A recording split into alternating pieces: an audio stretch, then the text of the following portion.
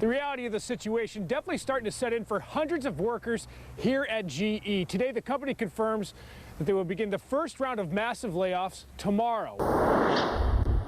At this moment, the massive fishing vessel remains docked right here on Erie's bayfront, and a lot of key evidence has been collected right here from this boat.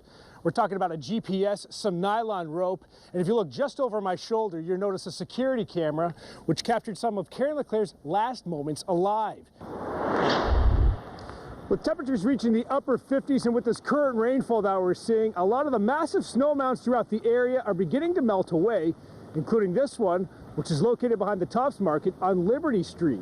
What we're going to do, we're going to give you a live look into what's going on right now at this hour.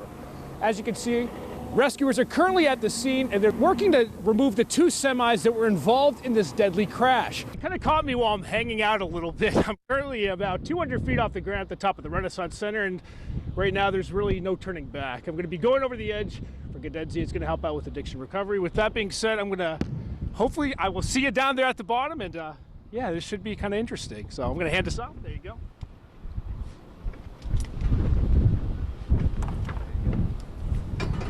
Look at that. A little background as we watch Jamison make his way down the building. Mr. Fry, did you kill Mr. Lyons? Yes. Is there anything you'd like to say about it? Keys? Did you know him? No. Why did you kill him? The freak came at me sexually. Mr. Beeman, your reaction to the charges against you, is there anything you'd like to say? Anything you'd like to say, Mr. Beeman? I was falsely accused, but I still went to jail. Do you care to comment on that? I know the charges, they had you as guilty. Should you have served time for that? No. Jamison Hixenbaugh is live in Pittsburgh with a preview.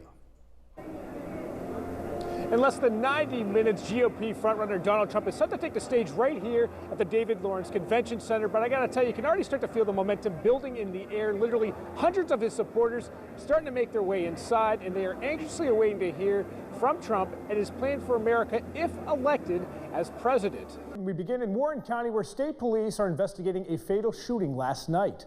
Erie News Now has learned that GE Transportation has reached an agreement with the local UE 506 union just weeks before massive layoffs are expected to begin. This morning, that civil rights investigation is the focus of a news conference at Erie City Hall.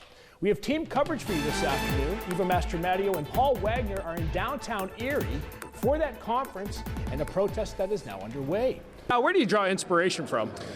From Mittens, your cat Mittens. My cat Mittens, Yeah, late at night I stay awake. I think about what would Mittens do in this situation. And back off, back off. I'm getting real angry at you now. Doesn't hurt. Let's yeah, okay. Oh man, that's brutal. That is brutal. Schools are searching for ways to keep students and faculty safe. Now, one Pennsylvania school has come up with an unusual solution: arming teachers with small baseball bats. Here's how the local CBS affiliate covered the story. The Mill Creek School District is arming its 500 teachers with baseball bats. You know, it's a last resort. It is the last resort, but it is an option and something we want people to be aware of.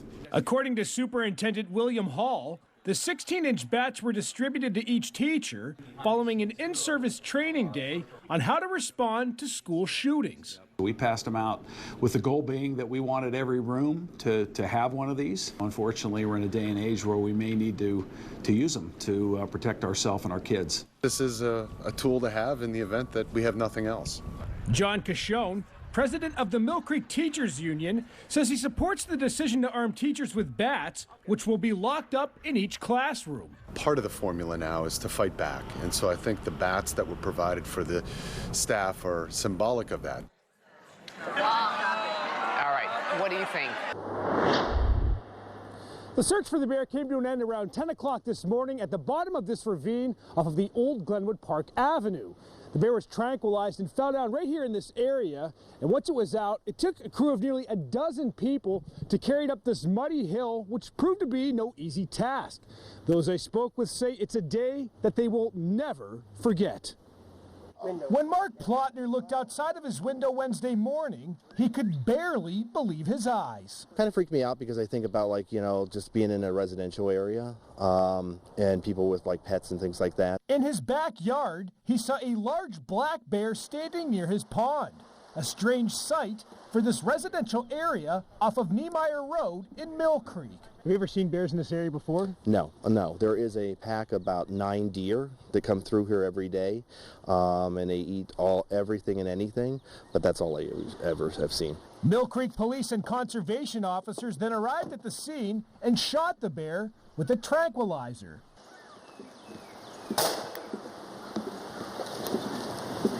Standby Fitz, running west. After one shot, the bear took off and ran about a half-mile through the woods before coming to a rest in a small ravine, ending the pursuit after multiple sightings throughout the area. I guess it initiated in the city. I believe there was a sheriff's officer as well as some other people that were following it from there, and then it was subsequently located in our area. After wrapping the estimated 200-pound bear in a tarp, it took 8 people to carry it up a hill off of Old Glenwood Park Avenue, where it was placed into a bear transport unit and taken to the state game lands. No matter what size the animal, if you see a bear in your backyard, you are urged to stay inside and call police. If you see a bear, give it its space. It's as or more afraid of you than you are or would be of it. Don't try to frighten it or corner it. Don't feed them or try to attract them to the area, and they'll leave when they feel comfortable. Although tranquilized, conservation officers say the bear will be just fine once it catches its bearings. Jamison, one big question. What else has to be done before they demolish the birds? Sorry. Well, I got to tell you guys at home, I fell off the set before I was sitting down, so, but kind of moving forward with this. I know that they still have to submit some plans, so they got a little bit of time, but yeah, I kind of wiped out. So yeah, that was a tough one. We got to go. We got to go. We're gonna have to switch it to weather. Yeah, you know. That was a difficult thing to watch. Yes. It really was. I wish we were recording on that because I wiped out. Feet overhead, the whole thing. Feet over the head, the whole thing. Very dramatic. Are you okay, Jamison? I'm good. You haven't broken anything? I haven't broken anything. I'm good. I'm good to go. Our set is elevated, and his seat is right on the edge. Yeah. And we always say, be very careful. Somebody's gonna spill over, and Jamison finally spilled over. The ego's bruised a little bit, but I should be okay. And we thought it was going to be Jeff, that he's standing tall. I know. Standing tall over there. We knew it was going to be you, Jeff, and here was Jamison. Well, you guys know that I am a disaster in so many ways, so we are seriously fighting the odds. Jamison, I dodged the bullet. But you are okay. I'm okay. All right. I'll be all right. Just a bruised ego over there. That's all it is. Very good.